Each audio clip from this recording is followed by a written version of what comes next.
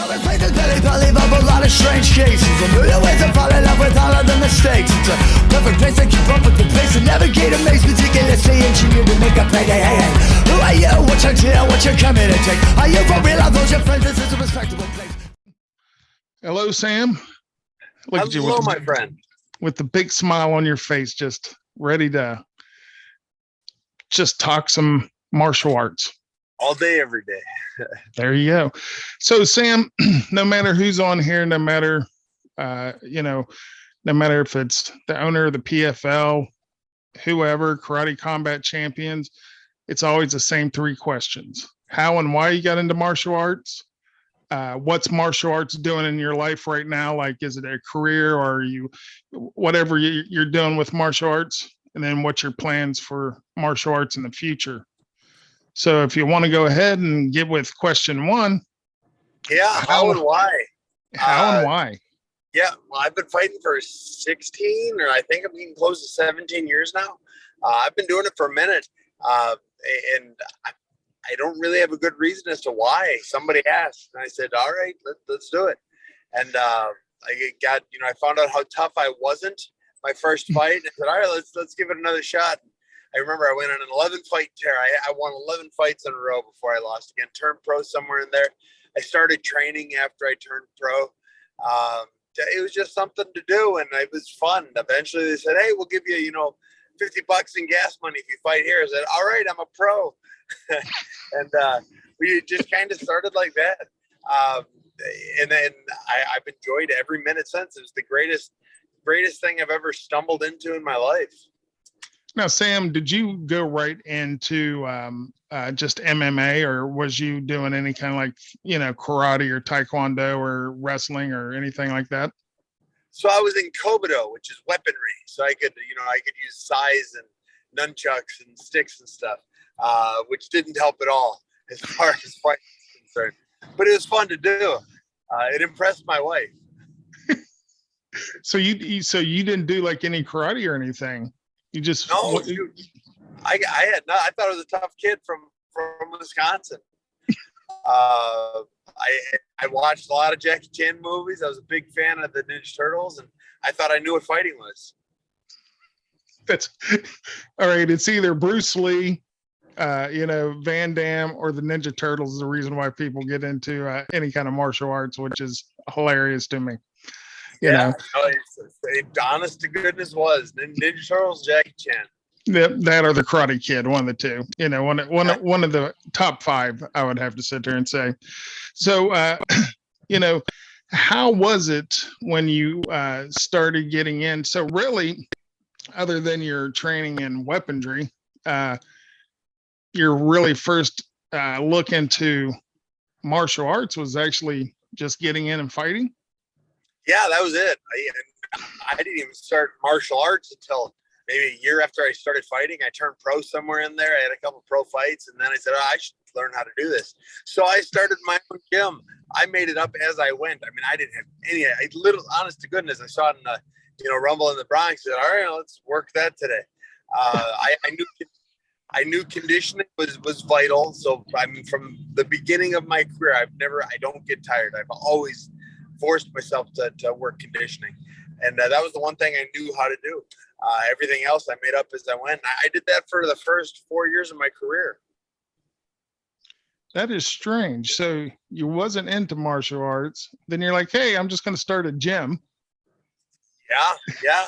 And I had one of the more successful gyms in the state of Wisconsin. We really? Went to tournaments.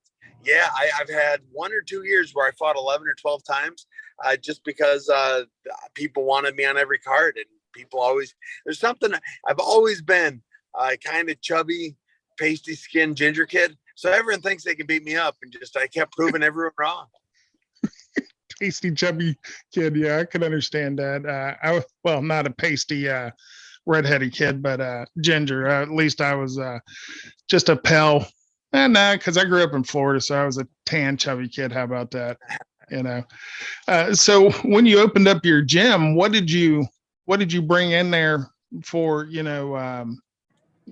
To do? I mean, was you bringing in jiu-jitsu? Was you bringing in karate? Was you Muay Thai? Just a mixture, or what? No, I brought in takedown defense. You can't really teach jujitsu to yourself, but you can scare yourself into knowing that if you get taken down, you're going to get submitted. So it's all right. We're doing conditioning and takedown defense. Hitting the bag, if you want to get good at something, do it a lot. I wanted to punch people, real well. So I punched a lot. I had my club. We was the hardest working club in Wisconsin. I don't know how many actual techniques we learned, but what we did very well, and we didn't get tired ever doing it. So pretty much your thing was let's get you being able to go in there and withstand the fight by, with conditioning, which no matter what, conditioning is always going to be the key to anything. I mean, you can be the best fighter, but if you have zero, conditioning, you might as well, you're just really hoping for that one punch knockout, right? It worked for me for a long friggin' time too. I have probably more one punch knockouts than any fighter in the history of fighting. No, what I'm sitting there saying that, if you can be the best fighter, but if you have no conditioning, you're just really hoping for that one punch knockout because you're not going to be able to withstand the rounds, to where it was really the opposite with you. You might not have had the training as everybody else did, but you was able to, go the distance. Yeah. And that was, everyone, when I started fighting, UFC fighting, MMA fighting was a fairly new thing. And people didn't know what people knew a little bit more than I knew, but they weren't willing to condition like you had to. And I was willing to do that. So I did a lot of conditioning. If it was going to go 3 rounds, I was going to be ready to go 3 rounds. And the guy I fought was not. Yeah. What was it? Who always sit there and said that you should be able to do double to triple the rounds of whatever you're going to be doing, and it was a boxer actually, which said that. So you sitting there talking 12 rounds, they should at least be able to get 36, which is crazy time. Oh yeah. Well, boxers, they expect themselves to run 8-minute miles for every round of the fight, so they should be able to do, was it 12 to 15 miles, 8 minutes? They're crazy. I've never been able to run quite like that, but I can do everything else like that. So let me ask you this. Was there any point in time when you went outside of your gym to go look for extra training? Not for the first 4 years. Really? Not when I was, running the gym. Right? It was, so I took weapons. It was his gym. I just used the mats. First 4 years, no, I just did what I did. After the first 4 years, my wife said, all right, you need to, actually learn how to do this. I think I was 11-1 or 12-2, so something like that, when she kicked me out of Wisconsin and said, you're going to Team Quest out in California.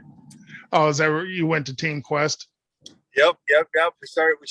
She did research on a couple different gyms. She sent some out to ATT in Florida. She sent some out to Team Quest, and we just kind of started driving south. And Team Quest answered the phone first, and so we took a right. That's funny that, you're just we're gonna go one way or another, and then boom, here we go. Because you could have ended up at American Top Team down in Florida, or Contora down in Vegas and things like that. Yeah. Or was his gym even open at that point in time? Maybe it must have been. It must have been, because I'm with Hendo, and Couture was not with Hendo, so Couture must have had his own thing going at that point. Okay. Yeah. So when you're sitting there 14 years, you're sitting there talking 2008, right around there? Yeah, somewhere in there. When you started getting into it? Yeah, that's interesting. So what was you doing before that? I was a band nerd. I graduated college. I was a semi-professional trumpet player. I never made any money, but I was part of a really good orchestral and big band. Trumpet player. You learn the craziest things, because, like I tell everybody, I don't really do any research on whoever's on, because I don't want to ask questions that I already know the answer. That's boring to me. If I already know the answer, why even ask questions? So what kind of work was you doing, or was you a trumpet player? Like, what was your job before you started getting? I was going to school. That Yeah, zip? I was going to college, so I always worked in kitchens. I bounced a little bit. I just did odd jobs while I was, putting myself Oh, going wow. through college.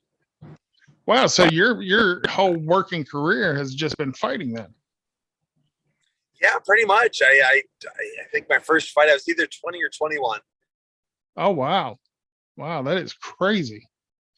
That is strange. I mean, usually like somebody has like, some kind of, some kind of weird jobs or something they've done before, but really your working career was working your way through college and then boom, getting into the fight game.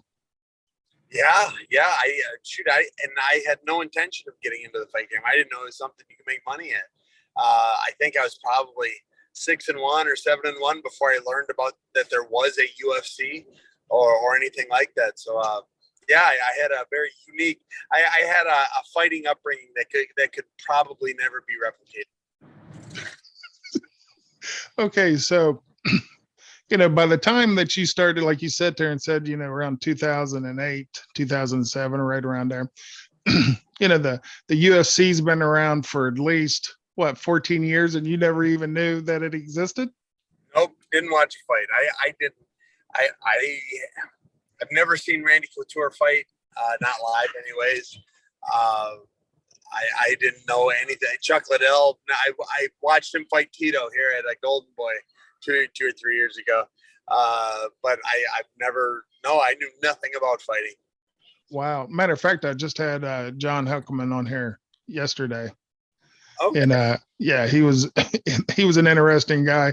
Matter of fact, it was so interesting. I said, he's like, well, how long how long is it going to take? I'm like, I don't know, let's do 30 minutes, and hour and a half later, I'm like, John, I'm going to have to let you go because that was actually the time when I was going to do it with you. You was my next, I was going to do 2 in a day, but yeah, he was an interesting guy. It kind of does blow my mind that, usually people that are into MMA have, was kind of like familiar with a lot of stuff. I mean, I was in high school when the first UFC came out, and that was like mind blowing, because for years you was always sitting there thinking, all right, if you put kung fu against karate and taekwondo or boxing, who would come out on top? And then the UFC came out, and bam, that kind of proved a lot. And then, and of course, Gracie Jiu-Jitsu, excuse me, showed how important it was to have a ground game. Yeah, yeah.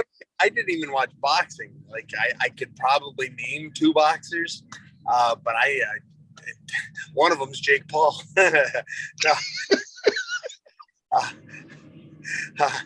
No, I didn't. I watched no combative sports. It really was just flying by the seat of my pants. I enjoyed doing it. I've always said I like fighting more than most people in the sport do. I never did it with the intent of being great. I did it because I thought I was. No, that makes sense. I mean, even like me, I do podcast about, combat sports, but very seldom do I ever watch combat sports anymore. I'll watch like Chronic Combat, or I'll watch, certain things on the UFC, like, certain fights and stuff like that. Majority of any of my combat watching is when I'm going through Instagram, and you'll get the reels of a fight. I'm like, oh, here we go. That's kind of interesting. Or I'll sit there and go over it, because I actually do, Muay Thai and MMA here in Springfield, Oregon. Okay. And so let me ask you this. How was your wife? And I usually ask both of these questions. Usually most fighters, when they first start, usually aren't married or anything like that. So I'll start with the usual question. How was the parents, mom and dad, when you started doing it? I was saying my wife and I, we were together for about 2 years, year to 2 years before I ever started fighting. So we were together then. My parents were always kind of cool. My mom was always worried. She's like, now. But no, I've really had a good support system my entire career. Very cool. Very cool. And also, like, you have what, like 10 kids? So you're almost to that many kids. What's the age range of the kids go to? say 9, 7, 6, 3, 3, and 3 months. Let's see, 3. Yeah, we got twins at 3, and then 3 months. Wow. And do the kids ever watch dad fight, or is that something that you don't really want them to see right now at their age? First started popping out, they loved everything. They enjoyed every second of it. First started popping out. That's hilarious. No. Now, are you putting them in any kind of combat sport? Not sport, but like training wise? Are you putting them into like karate or anything? No, on it. They've been to, each one of them has been to the gym before they've been home. They get born, we go to the gym, we introduce them to the world, and then we go home. So no, they will know jujitsu and Muay Thai and kickboxing and boxing, and they'll have all of that. Hopefully, they never fight, but if they do, even if they don't, they'll be able to beat the best in the world. Yeah, no, most definitely. Now, sometimes I ask, if they do have kids, obviously you sounded like you didn't, because you broke up there for a second, but that's no big deal. So obviously, if they did get into fighting, you wouldn't mind it, or because some of them sit there and say, "Nah, I want to get them far away from fighting. That's the reason why I'm fighting, so they don't have to." What's that? I had a lot of kids because I am a fighter, and I don't have a retirement. One of them's going to retire me. I hope they don't fight. I hope they can beat the best in the world. But I hope they can do it from the training room. Fighting hurts. I hope my kids are better at baseball or football or something. Drawing. Golf would be the gold mine. Golf or tennis, bowling. What about bowling? I don't know if there's a lot of money in bowling, but I don't know. But it's weird. Like there's some of those sports out there that has money in it that you don't even understand, realize it until you get into it, I guess. But if you've ever seen my wife is hot stuff. My kids are going to be good looking kids. So if they whatever they do, the sponsorships are going to roll in for them. Well, your wife's a model, right? Or an ex-model? Yeah, she's supermodel. 100% of the people I've ever dated are supermodels. That's a statistic not many people can duplicate. My wife now, though, she's 100% awesome. She does a lot of stuff for working with children abused physically and stuff like that. She's been doing that for like 20 years. Oh, yeah, 100%. However I got her, I'll never know. But I'm happy that I did.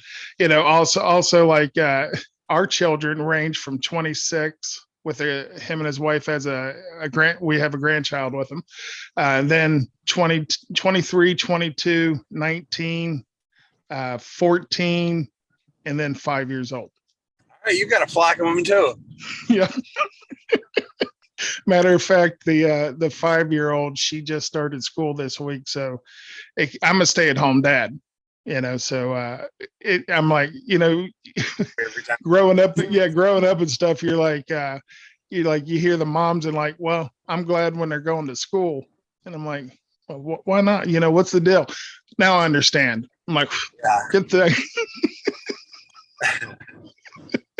No, but she's a pretty awesome kid. I actually have her also into MMA and Muay Thai and things like that. So talk about your career a little bit. What was some of your ups and downs? What did you not like? What did you like?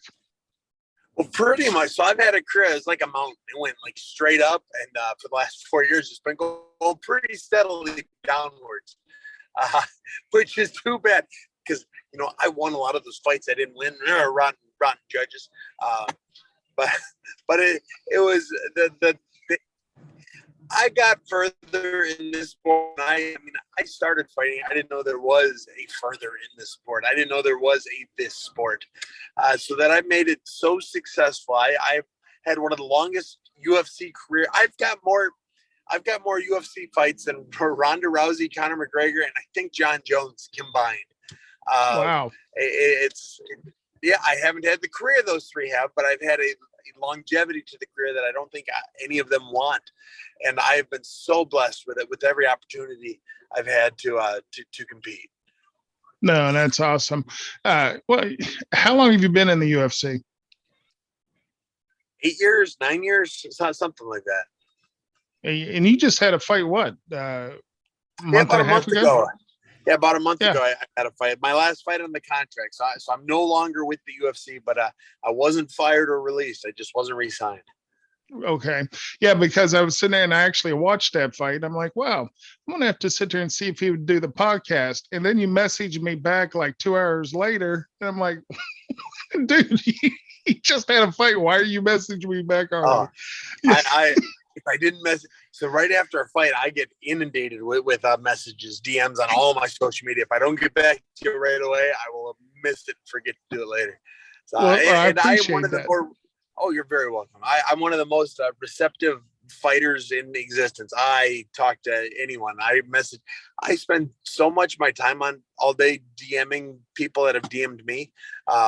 It gets exhausting, but I still love it. I understand that I wouldn't have a career if not for people like you, people that just want to see me fight and talk to me. So I am so appreciative to each and every one of you that enjoy what I do. No, I appreciate that. And, you know, like really what this podcast here is about is not as much of fighting, you know, because even no matter who's on here, you know, I don't even really talk about the fighting aspect that much. It's more of like, why did you get into, you know, martial arts, you know, or things like that? It's because I want people that think that they might not be able to do it, or you know, maybe that it's totally opposite of what, you know, like I've been around martial arts for since 91, 92, right? But I actually didn't start going into a dojo myself and like studying karate until like 4.5 years ago. And podcasts like this is to understand why people got into martial arts. And it's always different. It's the same 3 questions, but you get different answers because everybody's story is totally different. Right. Yeah, yes, sir. You know, like yours didn't even start into martial arts. You was more into weapons, but you went right into fighting, which still blows my mind. That's pretty weird, you know? So, you know, you had this career and that was your last fight in the UFC. Had to be a bummer, you know, that you didn't win that one, you know, which kind of takes us into the next question. What is martial arts doing for your life right now? Like, you know, what are you doing with martial arts as of, you know, up to today? Like right this second, not a whole bunch. I broke my jaw in the fight, so I'm not even allowed to train for another week or two. And yeah, but as soon as I'm allowed to train, as soon as I'm allowed to get back on the mat, I'll pick myself up and I'll start looking for my next fight. It might be bare knuckle boxing, it might be the PFL or Bellator, or there's a thing called night fight. I've always wanted to do that. They dress in, you know, Yep. suit armor with the sword and stuff. I think I want to do that before I sign the contract with anyone else, because I would have so much fun doing that. I'm going to start messaging them here in the next few days, actually. No, that night fight is actually kind of interesting to sit there and watch, because they are all in their armor and things. Yeah. And, you know, and that's kind of right up your alley with your weapons training then, right? Hey, no, not quite. I never learned the sword. I was all farm equipment. I never had a bladed weapon. The closest I got were size. Okay. So I'd be making it up as I went, but I'd get in there and I'd be the best it's ever been. I'd push my conditioning, and we'd go from there.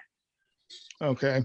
You know, so like you said that do you still have a gym now, or is that something that's in the past?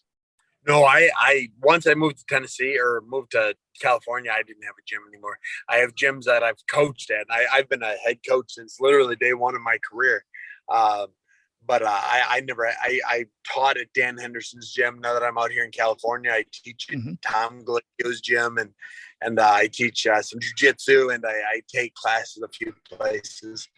So I get my work in still, but I don't own a gym or anything like that. Okay. I'm 6-1 in Muay Thai, so maybe I'll fight them next. Oh, there you go. There you go. So would that be something you'd be interested in going into?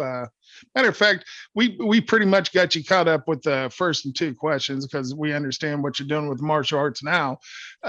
So let's go ahead and get into the third question because it looks like you're picking up kids. You're a busy man. So let's kind of get into the third question. What is your plans for martial arts in the future? Now, you've sit there and said maybe bear boxing, the night fighting, which would be sweet. Would kickboxing or any Muay Thai be any of that thing that you'd be interested in? I'll go where the money's at. Whoever's paying, I'm a prize fighter. I enjoy fighting, but I got to be able to afford my family. So if someone wants to pay me a bunch to kickbox, I'll beat up a kickboxer. It'd be cool.